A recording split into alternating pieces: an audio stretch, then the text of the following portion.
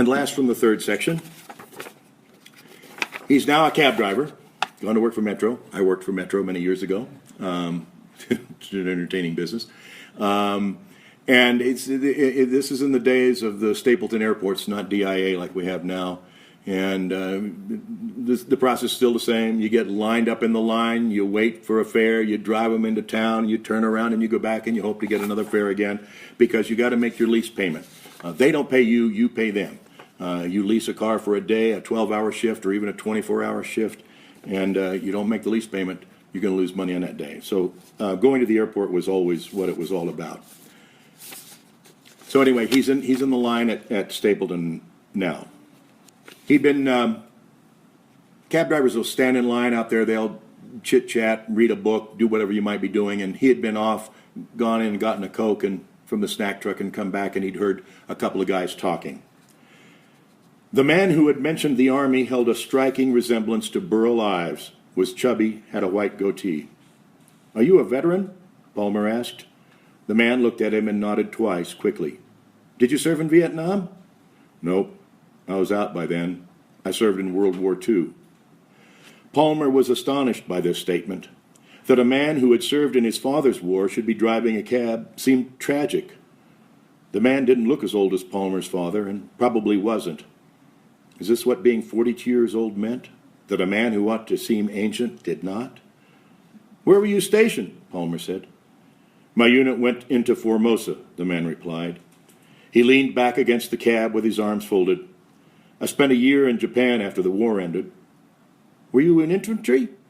"Combat engineers." Palmer nodded but couldn't think of anything else to ask. Had the man, long ago, even before Palmer was born, tired of talking about his stretch in the service? Palmer had never met anyone who showed the least interest in his own year in Vietnam. Nobody had ever asked him about the only interesting thing that had ever happened to him in his life. Nobody had ever wanted to know exactly what he had done during the war, during that year, not even any of his relatives. The Army itself, war itself, was something only little kids seemed to find intriguing. Boys curious to match up reality with the things they'd seen in movies. Palmer could remember only one man, a co-worker in a graphics shop, who had been curious about his experience in Vietnam. The man claimed to be a World War II buff, but when Palmer informed him that he had only been a clerk typist and not a grunt in Vietnam, the man lost interest. War is about the infantry. If you weren't in combat, you weren't in the war. The taxis began moving forward, ending the conversation. Everyone got into their cabs to pull up 4 spaces. When the line ceased to move, they got out to resume interrupted conversations about sports and politics, but Palmer remained inside his cab, sipping at his Coke and wondering about the veteran until he realized that what he really had wanted to ask him was how old he was and how had life brought him to this place at this time, operating a hack. Palmer stayed home for 2 days in a row, took an extra day off, and on the 3rd day leased a cab at dawn. He went to the airport, as he always did at the beginning of each shift, and watched for the veteran, thinking about talking with him again. A man who had served in World War II might be able to resolve the residual unreality of Vietnam. But he didn't see the man that day, and this didn't surprise him. There were hundreds of drivers in the city, from 4 different taxi companies, and the turnover was high. Men came and went, hired on and quit, found that driving didn't meet whatever needs they had, the support of a family, a drug habit, alcohol, or simply getting by. He'd had a fare one day, a middle-aged black woman who told him that she used to drive a cab, but had finally quit. "I need a ready, steady paycheck, honey," she said. She showed him the quickest route to her destination, even telling him to speed up at one point to make a light that always changed too soon. The ex-cab drivers he picked up now and then always insisted on sitting shotgun. He didn't drive on St. Patrick's Day. Holidays were dead, like Sundays.